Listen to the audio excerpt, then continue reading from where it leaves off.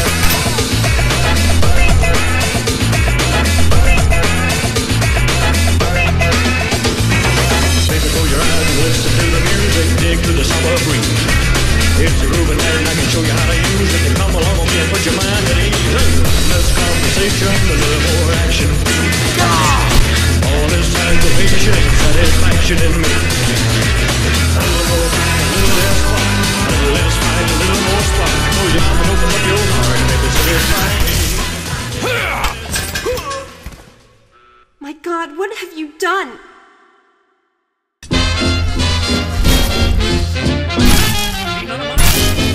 Things are pretty doom and gloom for the world at the moment. A monster called recession has been going around eating chunks of society, Satan has come to Earth in the form of Joseph Fritzl, and the world's incompetent leaders are looking increasingly more like baboons' arses as the days go by. Anyway, if that rubbish made any sense at all, the point I'm trying to make is that the world has taken a turn for the worse, and if things continue, then maybe one day we'll see a game like Fallout become reality. For those of you unfamiliar with the universe of Fallout, it follows an alternative 1950s where a Third World War breaks out between the superpowers and a hail of nuclear bombs follow. Fortunately, experts predicting something like this would happen construct nuclear bomb-proof vaults underneath the ground and send groups of people to live there so that humanity can survive the coming nuclear exchange. Somehow, others also survived on the surface, and the world thereafter descends into a harsh wasteland consisting of death, drugs, lawlessness, and countless other hazardous things which make today's problems look like fairyland and pixie sticks in comparison. The game follows the story of a boy, or a girl depending on your preference, Boy, we've got a son, Catherine, who lives in one of the underground vaults with a community of stereotypes consisting of a bully who wears a leather jacket and forms a gang, your female best friend whom you don't really like but decide to go along with anyway because there's no option to tell her to take a walk, the hard-ass leader who's the father of said best friend. Finally, there is your loving father, voiced by Liam Neeson, who decides he's had enough of you shooting him in the head with the pellet gun he made you for your 10th birthday, and leaves the safe haven of the vault to venture into the wastelands. Having no other choice, you also leave the vault chasing after dear old dad. Anyway, on to gameplay. There's an old saying I have when it comes to gore in games, and it goes like this: you can't get tired of seeing someone's head explode. Meet the VATS system. It's an aiming system built into the battle engine of Fallout 3. Breaking it down, you press the VATS button, time stops, and you get to aim any limb of your choice on that target with a percentage to hit based on your skill. This can either be annoying or enjoyable. You either hit your enemy and watch with joy as their limbs turn into chunky kibble, or you miss your shot and can't help but feel begrudged to the fact that the last 7 seconds of your life are gone forever. The VATS system is a fun battle mechanic, and my only criticism of it is that you can't aim at somebody's balls. Being able to aim at specific limbs is always entertaining, but exploding balls is on another level of entertainment. In the run-up to this game's release, I thought it was going to be Elder Scrolls Fallout. you are the one from my dreams.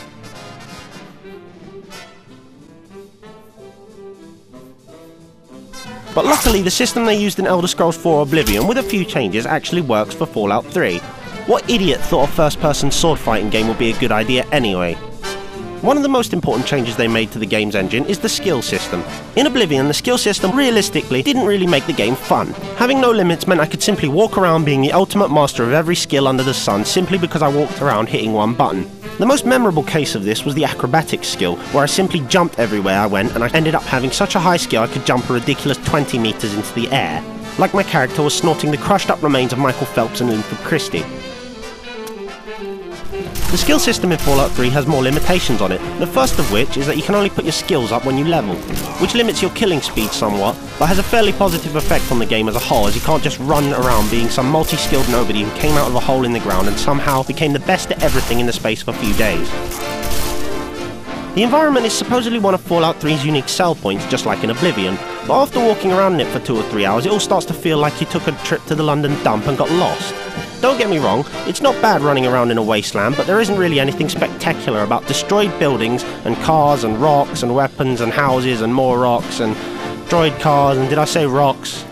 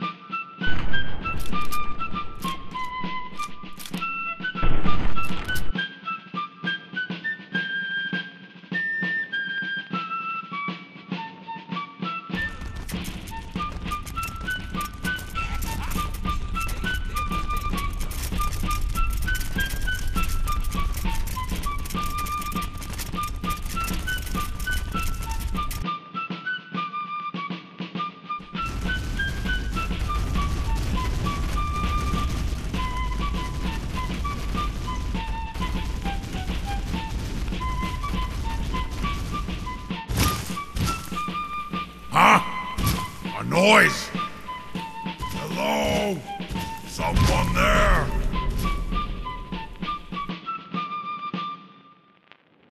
And it hurt my head.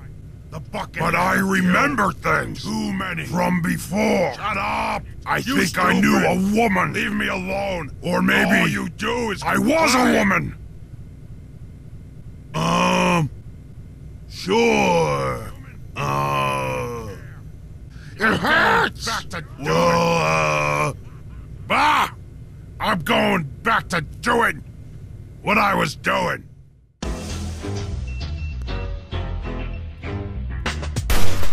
I know it sounds like I'm contrasting this game heavily with Oblivion, but if you give birth to something as terrible as Oblivion, then reuse the engine for a different game, and then you deserve to have every little detail compared as to make sure some of the same idiocy that went into developing the first game doesn't come back and bite you in the arse. Overall, Fallout 3 is a solid game, one of the most immersive I've ever played. Its story is original, gripping you from start to finish, drawing you in with the strange emotional bond you have with the characters around you. The environment is beautifully detailed and vast, even if it is ruins. The gameplay is simply fun, no more no less. It does exactly what it is intended to do, taking you through the quests in the way that you intend, using your style of play. The level and skills of your character act as a bridge between you and overshooting your aspirations. You feel surprisingly human and fragile knowing that you are only capable the same as everyone else, with the exception that you have a few edges over the AI, such as the VATS system, various skills, and over the course of the game the benefit of experience. Not everything in Fallout 3 is brilliant, but for all its little annoyances and petty lazy bugs, its good by far outweighs anything you could hang over its head in shame. Last but not least, the soundtrack is one of the best I've come across since GTA 4. Running around massacring people to the sound of jazz music is simply the business. There is one exception though. If I aim at somebody's head, it doesn't mean I'll hit them in the head, it just means I'm more likely to, which I suppose is where this game's RPG aspects come into play. But if you're really hungry to play a game based on the exact science of human reaction time and aim, then go and play the golden chalice of FPS games, Counter-Strike. But I hate that game so much I think I'd rather eat a plank of polystyrene.